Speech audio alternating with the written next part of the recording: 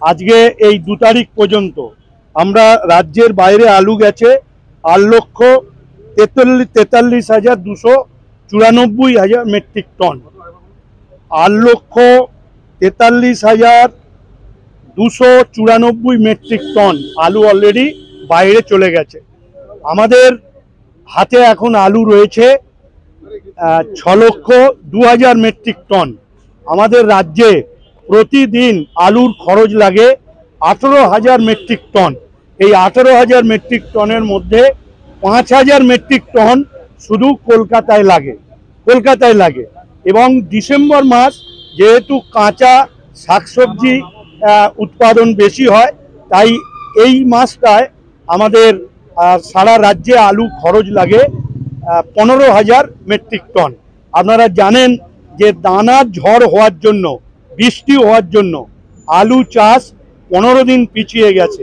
অর্থাৎ যে নতুন আলু আমরা ডিসেম্বর মাসের 20 থেকে 25 তারিখের মধ্যে আমরা নতুন আলু পেয়ে যেতাম, এটা বর্ধমান, বাঁকুড়া, হুগলির কিছু অংশে চাষ হতো, সেই চাষটা 15 দিন পিছিয়ে গেছে। অর্থাৎ এই আলু পেতে আমাদের প্রায় জানুয়ারি 10 থেকে 15 তারিখ লাগবে।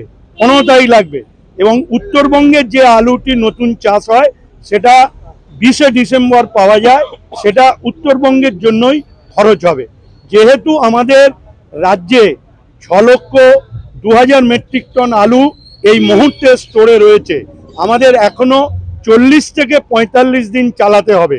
এই আলু যা রয়েছে তাতে সাফিসিয়েন্ট, এবং জেনে রাখবেন এর বাইরে কেউ যদি আলু নিয়ে যায় তাহলে আমাদের আলু ক্রাইসিস পড়বে।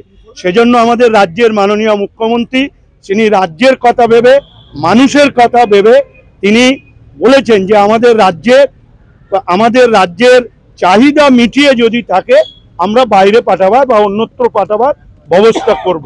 এবং জেনে রাখবেন তিনি এও বলেছেন যে আলু উদ্বৃত্ত থাকলে আমাদের আইসিডিএস বা মিড ডে মিলের জন্য সরকার তা কিনে নেবে। কিন্তু দুর্ভাগ্য, একদিকে বিজেপির কেন্দ্রীয় সরকার, তারা রাজ্য সরকারকে সম্পূর্ণ অন্ধকারে রেখে মালদার মেহেদিপুর এবং দক্ষিণ দিনাজপুরের হিলি, চাংরাবান্ধা এইসব জায়গা দিয়ে ব্যাপক আলু বাংলাদেশে তারা নিয়ে চলে গেছে। এটা আমরা মনে করছি যে বিজেপি একটা রাজনৈতিক চক্রান্ত করে রাজ্যকে হেনস্থা করবার চেষ্টা করছে, এবং ব্যবসায়ীরা তারা অধিক মুনাফা লাভের জন্য তারা বাইরে নিয়ে যাওয়ার তাগিদে তারা এখন বন্ধ ডাকছে, কর্মবিরতি করছে। এটা মনে করতে দিচ্ছে যে সিপিএম এর আমলে তারা এইসব করত। আমরা স্থির বিশ্বাস যে আমাদের এই প্রগতিশীল আলু ব্যবসায়ী সমিতিতে সিপিএম এর প্ররোচনায় পড়ে তারা সরকারকে না জানিয়ে হঠাৎ করে কর্মবিরতি তারা করছে। এবং এর আগেও আমরা বলেছিলাম যে আমাদের লিখিত দিন, সরকার আলোচনার জন্য প্রস্তুত রয়েছে সর্বদিক দিয়ে, এবং সরকারের সদিচ্ছা রয়েছে, কিন্তু তারা কোনো কর্ণপাত করেনি। রাজ্যের মুখ্যমন্ত্রী সহ আমরা 4 বার প্রগতিশীল আলু ব্যবসায়ী সমিতিকে বলেছিলাম যে কলকাতার রেটটা যেন 30-এর নিচে থাকে, কিন্তু প্রতিবারই আশ্বাস দেয় তারা করতে পারে না। এবং আমরা বলেছিলাম হুগলি জেলার রতনপুর, ধনিয়াখালী, তারকেশ্বর, কুমরুল এবং মেমারি যে আলুগুলো কলকাতায় আসে, যারা আলু এখানে সাপ্লাই দেয় তাদের চালান যাতে 26 টাকা কেজি দরে থাকে, সেই চালান দিন। আমরা সেই 26 টাকার চালান ধরে কলকাতার খুচরো মার্কেটগুলোকে আমরা সতর্ক করব যে 30 টাকা নিতে হবে, কিন্তু তারা 26 টাকার চালান দিতে পারেনি। এবং বারে বারে সরকারের যে আমাদের যেটা বলেছিলাম যে 30 টাকা কলকাতার নিচে রাখতে হবে, সেটা তারা রাখতে পারেনি। সেজন্য আমাদের রাজ্যের মাননীয় মুখ্যমন্ত্রী রাজ্যের মানুষের কথা ভেবে এবং রাজ্যের মানুষের চাহিদাকে তিনি মিটিয়ে পরবর্তী পর্যায়ে যদি উদ্বৃত্ত আলু থাকে তখন বাইরে যাবে, না হলে সরকার কিনে নেবে।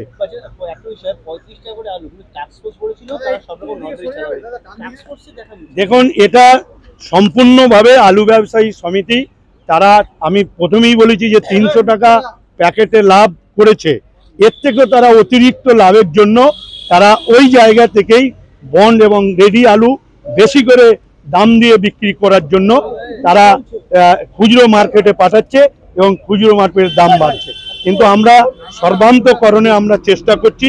আপনারা জানেন যে সুফল বাংলা, কলকাতায় সুফল বাংলায় আমরা 26 টাকা করে আলু দিচ্ছি এবং জেলাগুলোতে আমরা 25 টাকা করে দিচ্ছি এবং স্থায়ী অস্থায়ী মিলিয়ে প্রায় 594টি রাজ্যের কাউন্টার থেকে আমরা 26 টাকা এবং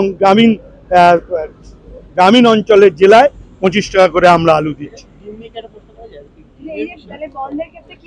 বন্ধের ক্ষেত্রে ওনারা আমরা যে তথ্য ওনাদের কাছে তুলে ধরেছি যে আমাদের রাজ্যের কত খরচ যে এবং কত রয়েছে, এই তথ্যই তারা সহমত পোষণ করেছেন এবং বলেছেন আমরা সরকারের পাশে রয়েছি।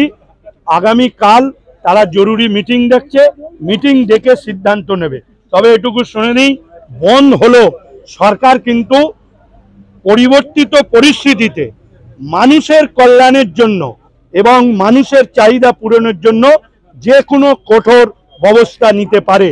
আমরা জানি যে এই মুহূর্তে রাজ্যের কোনো কৃষকের কাছে আলু নেই, কোনো খুচরো আড়তদারের কাছে আলু নেই।